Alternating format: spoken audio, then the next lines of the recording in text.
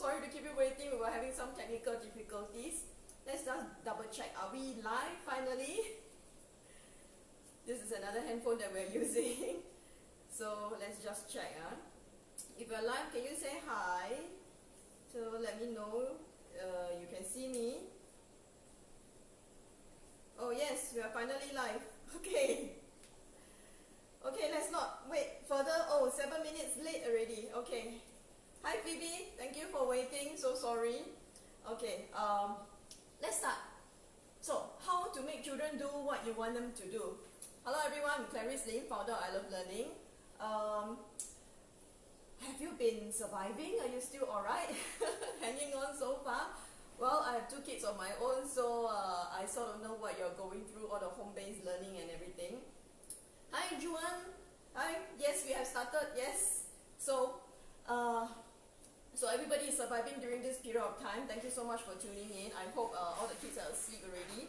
I specifically put it this time so that everybody can enjoy watching and relax. And I hope that you are lying down on your sofa now, very relaxed and having a great time with all your kids sleeping, or maybe they are just beside you watching this as well. Hello children. Okay, let's start without further ado. So, I'm just going to go through some of the methods that you see in the market. Okay, why do I say market? Because a lot of people are always giving parenting talks and all that. So these are some of the common ones, right? Yes. Okay. So setting timetable. Have you tried that? You might have already tried. You might want me to tell you something new. So just hang on. All these things you might have already tried. Don't worry. Let me just run through them quickly. Later I'll tell you what else I have to offer you. Okay, so setting timetable. So if you are having difficulties telling the kids to go and do your homework, go and do your HBL, go and bathe, go and sleep, do your piano practices. If you are having problem with that, try setting a timetable. And who should be the one setting a timetable? It should be your child. Okay, if your child is in the primary level, from P1 onwards, I'm sure they are fully capable of. Maybe P1 and P2, you might need a little bit of assistance from you. You may run through what is 1 p.m., 2 p.m., 3 p.m. You may take the time, take the chance to teach them time, right? Okay, so that will be a great opportunity for some bonding sessions as well, if you really have some energy left, okay? A little louder, please. Okay, can you hear me? Okay, so doing a timetable will help, because the timetable, if it's done with your kids, you will be able to see that they will have a little bit more adherence to it, because the autonomy, the choice came from them, and it is a discussion. You know, children always want you to acknowledge their feelings, their autonomy. They are human beings who wants to be free as well. So as much as you don't want your bosses to tell you what to do at every single step, you don't like to be micromanaged, children are the same. Okay, parents, children are the same. They are just little human beings with a little less height and a little less weight than you. They really want autonomy as well. Okay, so do give them the choice, set a timetable with them, not for them, because for them, they will not follow. With them. Alright, from P3 onwards, like my son is P3, I ask him to set a timetable. Every morning when he wakes up, he will write down whatever it is that he wants to do for the day. So it can be a routine, like every Monday you do this, every Tuesday that you do this. Okay, fine, no problem, you can do that as well. Routine helps. But if you have a son like mine who is a bit more free range and he likes to do things on his own, and you know, he likes to have a lot of autonomy, go ahead, he can plan it every day based on how he feels like. Okay, but most of the days is quite a routine, because he himself likes the routine. So he will plan similar things on a daily basis. Okay, try it out. So setting timetable, once you have the timetable established, you don't have to shout at them, this is what time, go and bathe, go and do your homework. You will not need to do that. You just need to ask, so what's in your timetable now? What should you be doing now? Okay, that will make your life a lot easier. Try it. Set a timer, countdown. So if you tell them, okay, go and bathe, go and bathe, go and bathe, go and bathe. How many times have I been telling you go and bathe? Okay, that's not gonna help. Set a timer.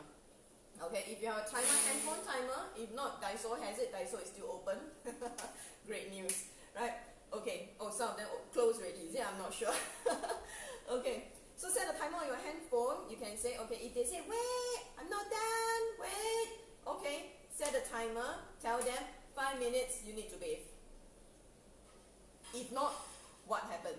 We'll talk about the punishments and the rewards maybe later. Okay? So set a timer. Usually, by right, they will follow. Okay? Unless you didn't do the follow-up properly. If you say, go set the timer, I'm going to set 5 minutes. After 5 minutes, if you don't do it, I'm going to whack you. And it doesn't happen. You have never whacked him before. After 5 minutes, then the timer will not work. Okay, Daddy, Mommy? Please. If you want to say something, you need to follow up. If you want to threaten, you need to follow up. Otherwise, it will never work again because they know you are just saying it. It's just a verbal warning. It will never happen. You see? So, if not, countdown. What is the difference between countdown and timer? Okay, timer, countdowns. Countdown, I'm referring to, like, for example, I say, get out of the room now. Let's say, okay, some of you might be a bit fierce. You want to make sure that it is done. You count 5, 4, 3. Nothing might happen after that, but children are just afraid of countdowns. You might not be the kind who canes your kids and all that, but somehow countdown works. It works like magic for any kids. I think they are just used to the rocket explosion or something. 5, 4, 3, and then they will panic. Even my baby, 2 years old, even when I count down, she knows nothing is going to happen, but she will, such things happen. So children are very attuned to timing. They can react accordingly. And punishments or not, we will do that later. But remember, whatever that you say at the end of a timer, you have to follow through. If you don't follow through, nothing is going to work. Okay? Set warnings. First warning, second warning, third warning, ba-ba-boom. Things like that can happen. Okay. Oh wow, Phoebe, you want to write minutes? Okay, you can replay the video again, Phoebe. Thank you for your support. Okay, so first warning, second warning, third warning. So you have to again set a consequence. If you want to say first warning, second warning, third warning, by the time third warning, I'm going to do something to you, or you're going to do something, or something is going to happen, you have to follow through. Remember, Daddy, Mommy, following through is the most important thing, because if you do it, you say it out, but nothing happens, guess what? The mischief will come again. It's not going to work. Okay? So remember that. Lastly, give choices. I'll be talking about this quite a lot later. So if you give choices, for example, you want your kids to choose between bathing, picking up the toys, or folding clothes, let's say. So the ultimate choice is always within things that you want them to do. Okay? So if you want them to bathe, you give them the choice. Okay, I give you a choice. You can bathe, or you can do something that they don't like. Okay, you give another 2 choices that they don't like. For example, sweep the floor. Let's say, but if it's fun for your kids, please don't say sweep the floor. Okay, another one will be go and do another page of math. I'm sure they will say no, and then they will choose to bathe. Okay, so this is how you make choices. You offer choices for the kids to give them the feeling that there is a choice, but in fact, what you want them to do, they will naturally choose it, because the other 2 choices sucks. And they will naturally choose the one that is less favorable. Even though it seems like, oh, this is like a strategy or something, you need to come up with these different choices. Okay? So this choices thing is not easy. It's really about thinking on your feet. You need to know how to give choices to your kids. So always think of the one that you want them to do versus 2 that you know they will not choose. Then they will choose the one that you want them to do. Okay? This one you need to really think on your feet and come up with the different strategies to do that. Right? So what happens? What are the consequences? So if you set a timetable, they don't follow. You set a timer, they don't follow. After you count down, they are still there. First warning, second warning, third warning, they're still there. You give choices, they scream and shout. What are the consequences? Okay. You see, we are brought up such that, I'm not sure about you, okay? At least for me and my friends around me, punishment is an instinctive thing, okay? Because we were punished when we were young.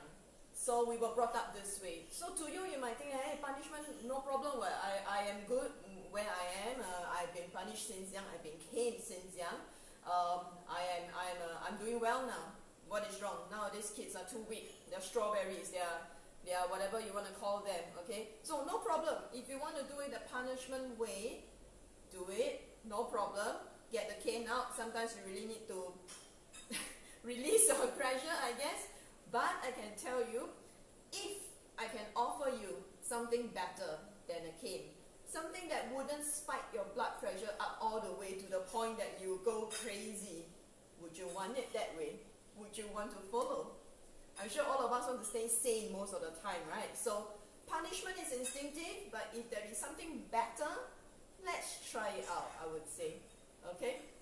So before we understand what we can offer to the kids, it's quite a long, a lot of theories behind it. So let me run you through it. I'll try to make it as simple as possible, not to worry.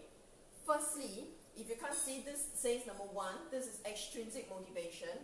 What I want to explain to you is that the motivation in children, or rather motivation in anyone, anything, even animals, I don't know, okay, in anyone, it is based on a continuum. Meaning, in order to make them do what you want them to do, you will have to make sure they are at the right place in the motivation continuum. Okay? And in the motivation continuum, there is actually, I will call it 5 stages. Okay? You can call it 5 points or 5 levels of motivation. Okay? What is the first level? If you can't see it, don't worry. This basically says, at the first level of motivation, it is actually the first 4 levels are all extrinsic. In case you can't see, extrinsic, extrinsic, extrinsic, extrinsic. The only the 5th level is intrinsic. Okay? So how do we achieve the intrinsic motivation? You have to understand external rewards and punishments. For example, the cane. If you do this, I'll give you the iPad. If you do this, I'll give you the handphone. If you do that, I will buy you McDonald's French fries for dinner. Let's say. If not, I'll cane you. This is the most basic extrinsic motivation you can give to the children. What does that mean? It means the moment you remove these rewards and punishments, it is almost at an 80% chance that the kid will be doing exactly what you don't want them to do. That's what it means. So at level 1, remember that, level 1, yes, you can motivate the child using all these external rewards and punishments. However, the moment you remove these external rewards and punishments, there's an 80% chance they will do it again. Okay? So, extrinsic motivation, level 2. What is that? Yeah, punishment doesn't work. Yes, not anyone will tell you you're correct. Trista, you're exactly right. It's not going to work. So listen to me, okay? Extrinsic motivation level 2. You can give them internal rewards and punishments. What does that mean? It means if you do this, you will become better than Koko. Wow. If you do that, Daddy will love you more. Wow. If you don't do that, we're going to neglect you. What is the difference between this? This is external. It comes from an external party. This one, you're trying to help them internalize what is this rewards and punishment for.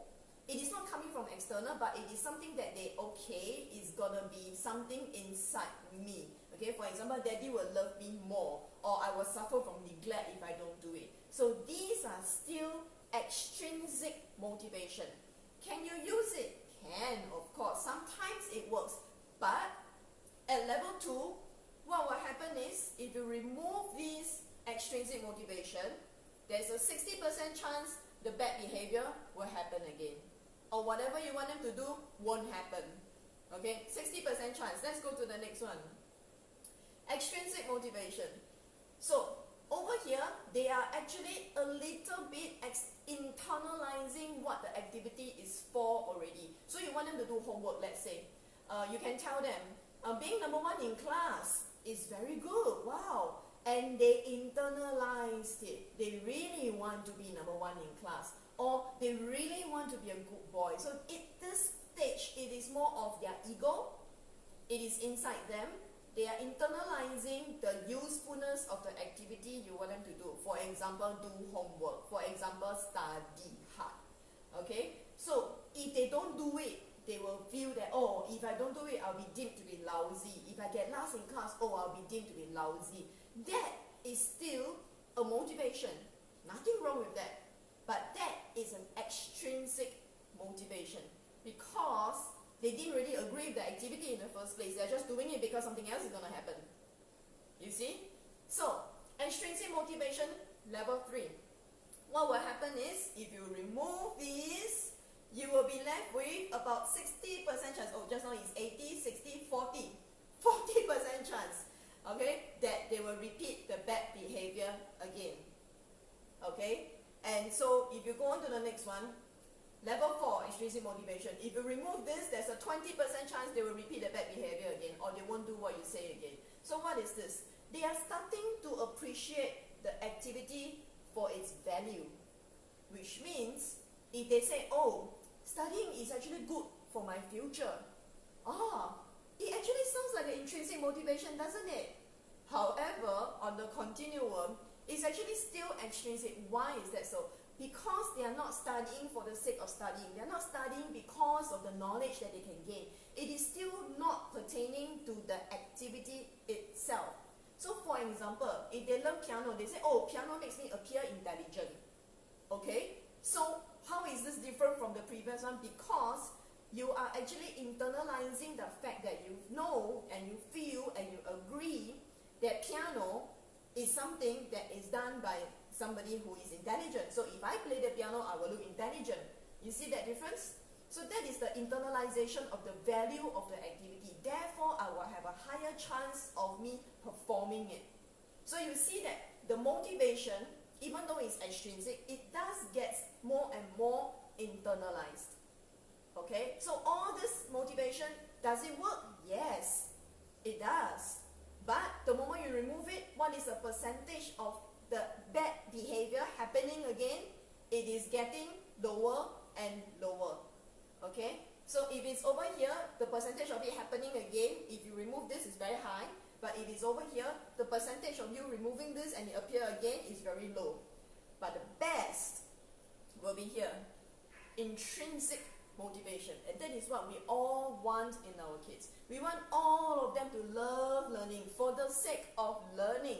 Not because of PSLE, not because of the next exam, not because of SA1, CA1. I have been as an educator for 20 years. I've always been trying to tell parents, you can think that way, no problem, you can think that way. It is always for the results, it is always for the exam, it's always for PSLE, O-level and all that. Yes, you can think that way. But we try not to let the children think that way. Because the moment you make them think that way, because it's for the exam, because it's for a better future, because they can be number one, you are bringing down their motivation. And by the time it reaches here, if you study, I will bring you somewhere, vacation and something. It becomes here, it drops all the way. You see?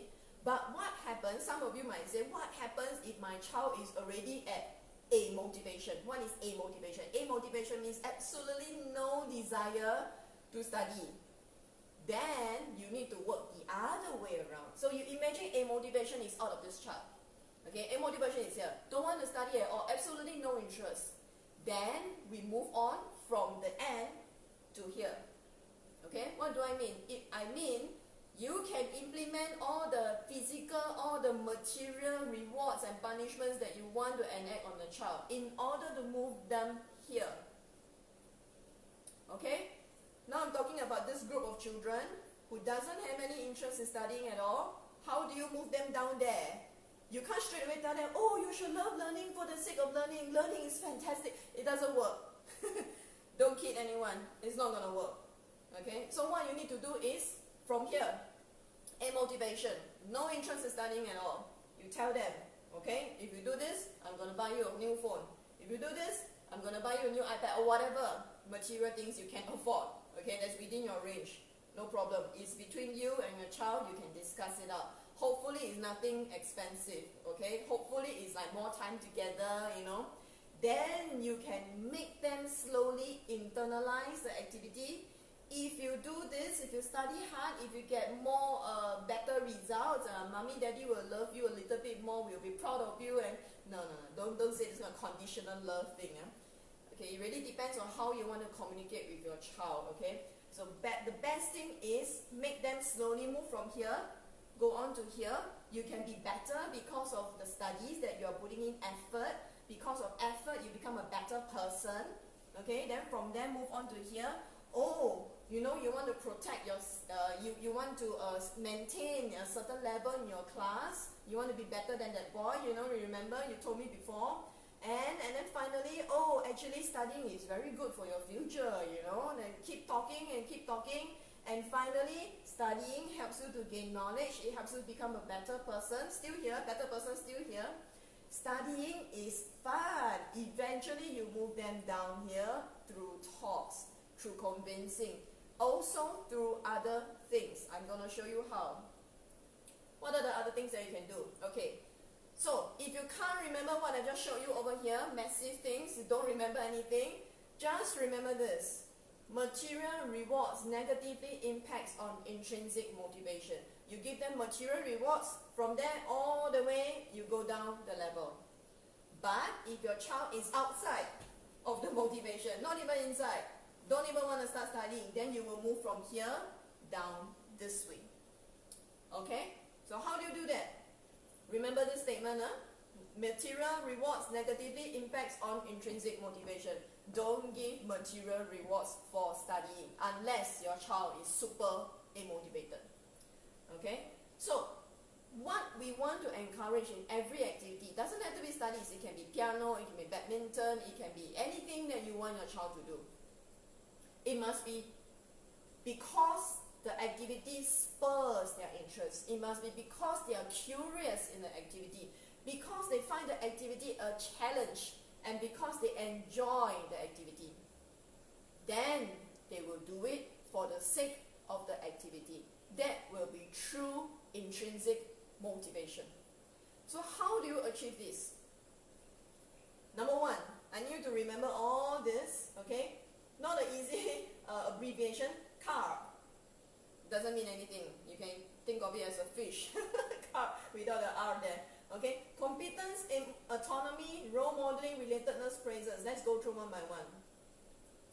Children will feel very intrinsically motivated if they feel they have the capability to perform what you have asked them to.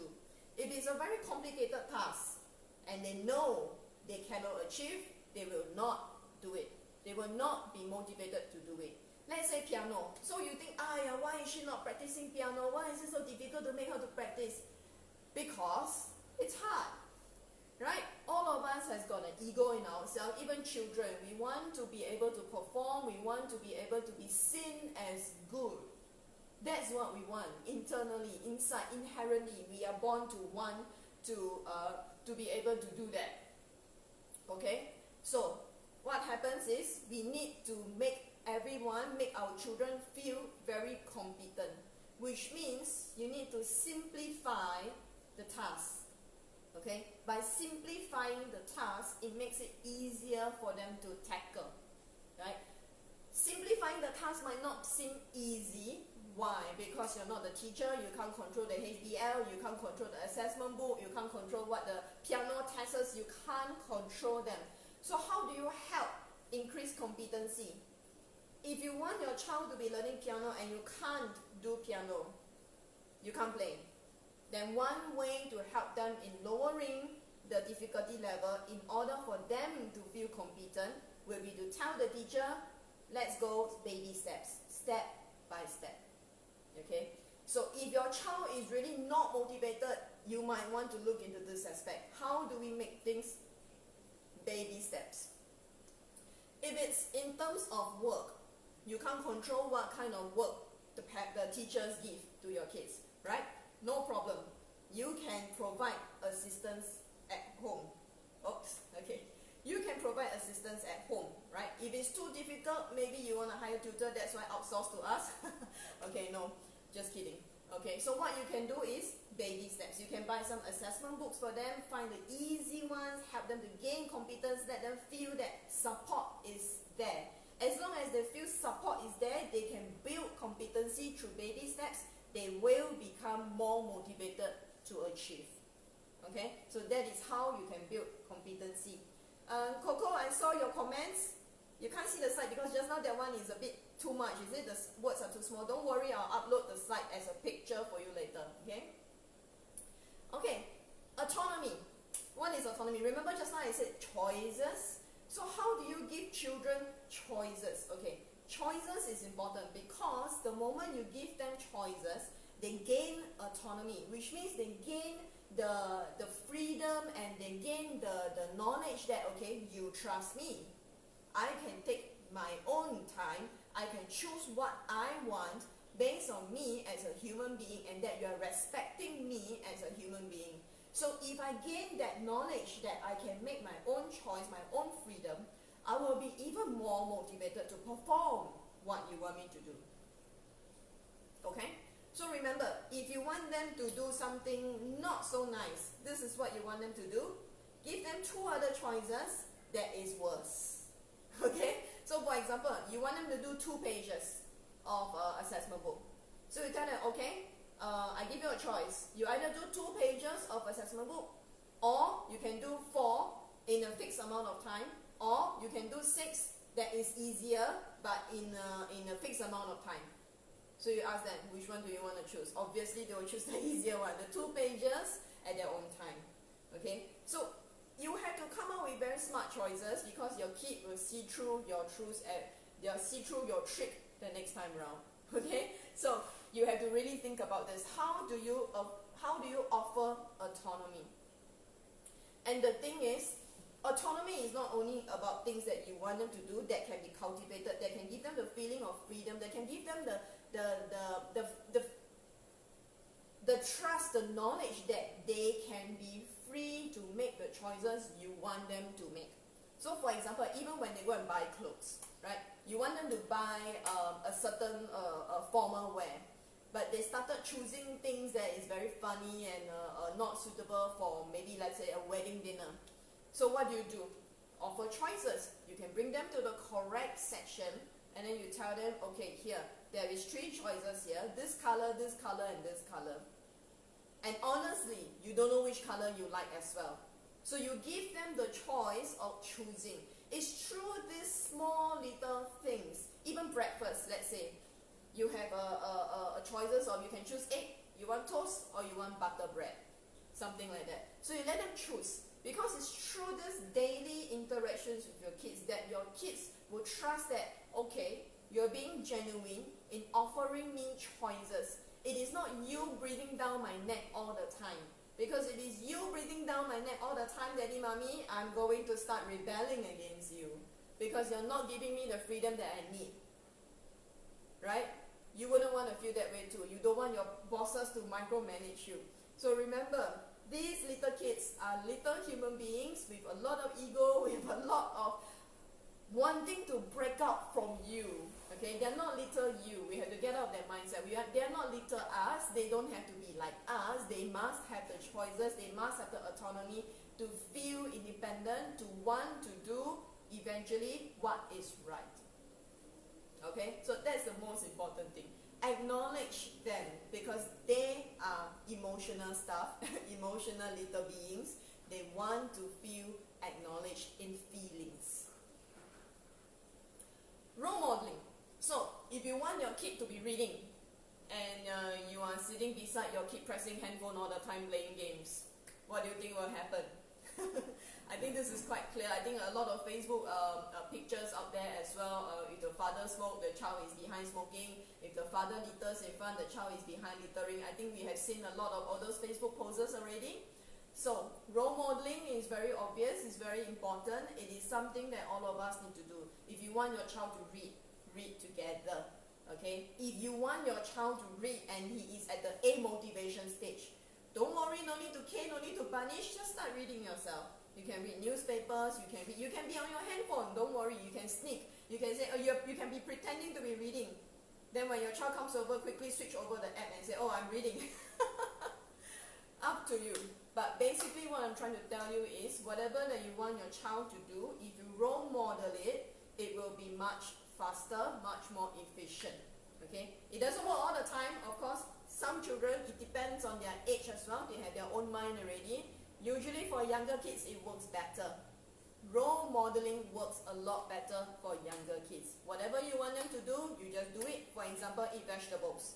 You want them to eat broccoli. You eat it as it is very, very tasty. It doesn't work all the time. I'm telling you first, broccoli might be a bit of a stretch for a lot of children, but role modeling does work for certain activities, for certain age group. Okay, so try it out. Another thing, relatedness.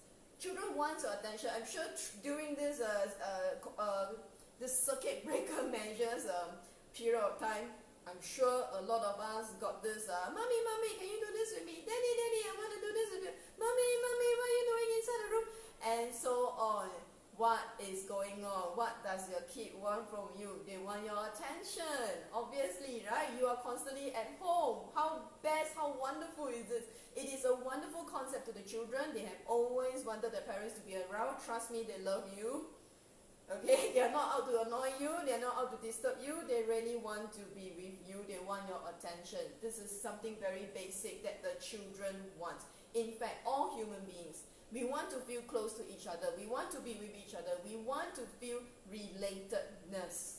This is something that will improve on our motivation to do something.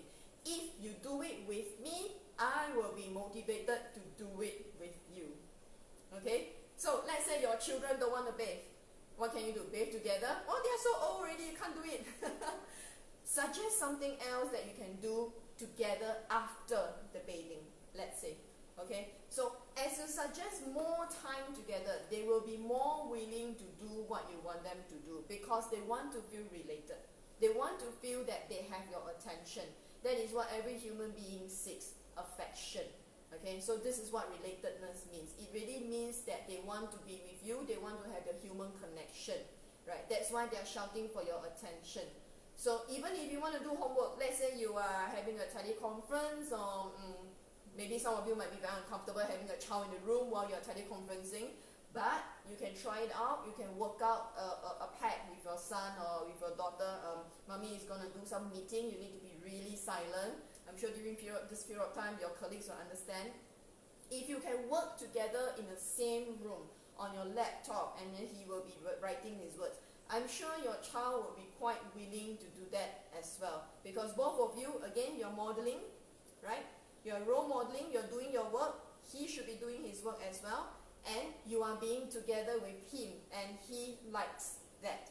Okay? So if he keeps coming to you, mommy, how to do this, mommy, how to do that, you can set some rules, some room rules. You can say, okay, you can only approach me every half an hour. Okay, that will be the rule in order for us to be in the same room. Set rules, set timer. Okay, if your child don't know how long is half an hour, it can be very complicated for very young kids. Half an hour makes no sense to them. You can set a timer. You can even set an alarm. You can tell them, okay, every time this alarm rings, you can approach me to ask me things. Right? So this is where all the timetable comes in, and you can set timer, you can do countdown and all this. All this will come into this relatedness part. Okay? Last one, praises. How do we cultivate interest? How do we cultivate curiosity? A lot of times we feel that, oh, my son is naturally interested in badminton. My son is naturally interested in piano. How come my daughter is not? Or how come the second one is not like that? It usually comes from what we say at the first time they touch their instrument, let's say, example. Okay, instrument is an example. So if the first time they touch it, they are on the piano, say, oh, so cute! Your child will internalize that, and they will know that, oh, mommy, daddy likes it. When I touch the piano, they will do it again and again to get that, oh, so cute, to get that same reaction. Okay, that's the start of a praise. If your child really gets, okay, because she is interested in the piano and you started to get a teacher to teach and all that, okay, and you started praising, wow, that's well done, good job, even though they're not playing anything, they're not just, they're just tang, tang, tang, tang, tang, tang, tang. These are not genuine praises. Don't do that, because eventually your kid will know, I am not doing anything and mommy is just, oh, they're not idiots. They will understand. They're not genuine, so be very genuine in your praises. But I'm telling you to praise. I'm telling you not to praise at the same time. Then how? What should you be praising? You should be praising on the effort. It's never the results. It's never the product. It is always the effort. What is effort? Wow, you're putting in so much hard work. Wow, the teacher is coming, and before the teacher comes, you're already at your piano. Well done. Praise the effort, because the effort will always be there as long as you are praising it. Even for the older kids, wow, you took out your homework and did it all by yourself. Well done, without me calling. Well done. That's all I want, baby. Okay, praise the effort, whatever little things that they do. It doesn't have to be, wow, all correct, wow, good job. No, it doesn't have to be that. Because when you do that, it becomes very result-oriented, it becomes very product-oriented, it becomes a stress for your kids when you do that. Because the next time mommy comes in, I must make sure I get all correct. And when I don't get all correct, I don't get the praise. And this stress will make them feel less competent.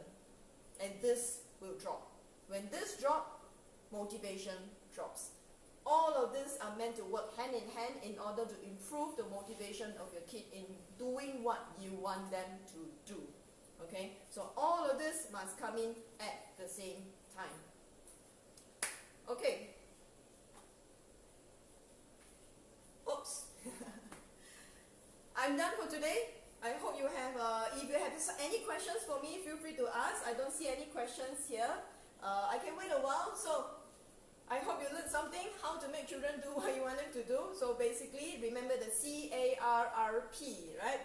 Increase their competence, increase their autonomy, give them choices, be role models yourself, good role models work, and make sure that they feel your affection with them. Relatedness is their feeling towards you, their closeness with you.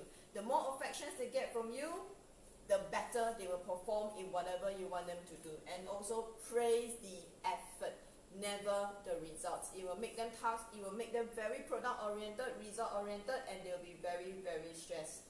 Oh, Samantha, you just said your son never put in any effort. Okay. Why is that so? Why do parents feel that their children don't put in any effort? Because there can be many, many different reasons. They don't put in effort because they know it's never enough, is it? We'll have to think about it. If my son puts in effort, the littlest, the slightest, and I still feel that, you never put in any effort, how will they feel? I'm sure they will feel, no matter how much I do, my mother don't appreciate, then why bother, right? I'm not sure if that's the case, but that's one possibility. Another possibility can be because they are not interested in the first place. They are just going through the motion because you want me to do that. It's all about you, mommy. I don't want to do it in the first place. So your child will fall under the A motivation part. In the A motivation part, remember the table that I showed you? Okay. If your child is over here outside, not even motivated, outside, you will have to start small. Do this first. Use the external rewards and punishments first. Okay. Give them material rewards. I'll bring you here, I'll bring you there for vacation and all that in order to move them into here. And then subsequently try to help them internalize why the activity is important. It is a very long process and it needs to come together with this all. Okay, so if you want them to internalize why studying is important, because they will firstly need to feel competent in it. If they do well, you have to praise. Okay, that one will be the outcome praising, no choice, in order to bring them into the motivation part. If they are still unmotivated, you have to praise them for outcome. Okay, so after you praise them, then give them choices. When you give them choices, you must respect their choices. Okay, respect their choices. If they have chosen something, and we will go with it. Okay, we shall not regret whichever choices that they were given. They have chosen. Let's honor it. Role model it. Relatedness. Let them feel that you're supportive of whatever that they are choosing, whatever that they are doing, and then hopefully from there the effort will come in. Okay. High demand kids. Wow. I actually have that in mind for gifted kids, right? Okay. Phoebe, I take your suggestion. I might have that in my next topic. Okay. Don't worry about that. Trista, her motivation lasts for less than 2 days. Okay, so Trista, I know who you're talking about. We have to work harder in this. Okay, so we will try to make things easy for her. Okay, I think this competence level is very important for your daughter. We will try to work on that together, but her motivation lasts for 2 days, so every other 2 days we need to work on this and this and this and this and this repeatedly. Okay, so eventually it will work, because what we want to do is that, so over here your daughter might be over here somewhere, right? So we will need to change the way we talk to her and change the things that we actually offer her in terms of autonomy, in terms of the reason to study. As we keep talking to her, eventually we hope it will come here.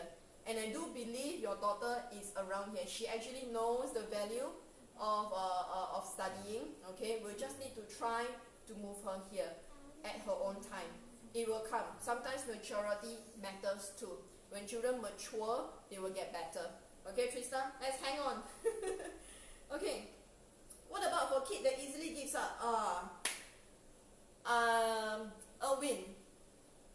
Something that I want to, unfortunately, share with you. You know, children who easily gives up. It is actually something that happened when they were 2 years old. I'm very sorry to break this news to you, but it actually happened along the way in their development at 2 years old, when they were trying to assert themselves, when they were trying to assert their identity, their personality, they were always hindered. Okay, that's also where the terrible tool and the hindrance from doing dangerous things. Let's say they want to climb down the staircase, they feel that they can, but the parents are, oh no, don't do that, you're dangerous. And this small little very concerned parenting that we may have exacted on the kid will affect their willingness to exert determination. Okay, so if your child has got some perseverance issue, it actually happened way before that, when they were very, very young. Okay, so, but what can you do from here? I will show that to you in another video. Perseverance is a very, very difficult thing to tackle. Okay, let's see if I can put that into one of the topics. I will address that for you. Good examples of behavior modification. Parents need more practice and application. Yeah, very good. Okay, so Xiaopei, I don't understand if you're asking for examples, or are you saying that I've given some good examples? Okay, I will ask you personally, and then we'll talk about that. Okay, Samantha, your son is always asking for extra time to play games, but I refuse, then he will say he will do extra homework to exchange.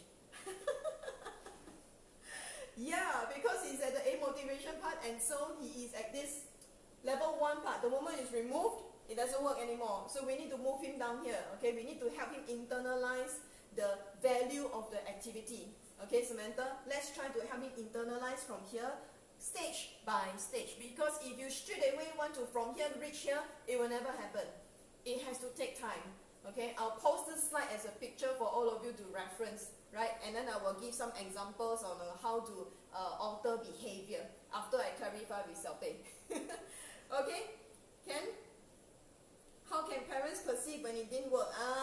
Okay. So when things don't work, we will need to know where they are, if they are amotivated, right? If they are amotivated, it is outside, you will need to go from stage 1 to stage 2, to stage 3, to stage 4, to stage 5.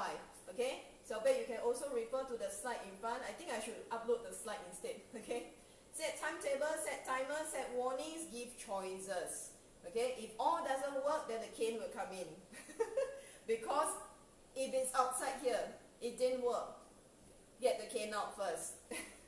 I'm not encouraging domestic abuse, please no, I should stop saying that. Maybe you can do some bribes, okay? Rewards will work, right? And then subsequently internalize it. If you can be better than Coco, you can be better than Didi, Daddy will love you more, Mommy will hug you more, okay? So by doing this thing, you will be a good boy, you'll be number 1 in class, and then you will be, studying is actually very good for you, okay? And eventually you should do that because you like to do it, okay? So I hope I've answered all your questions.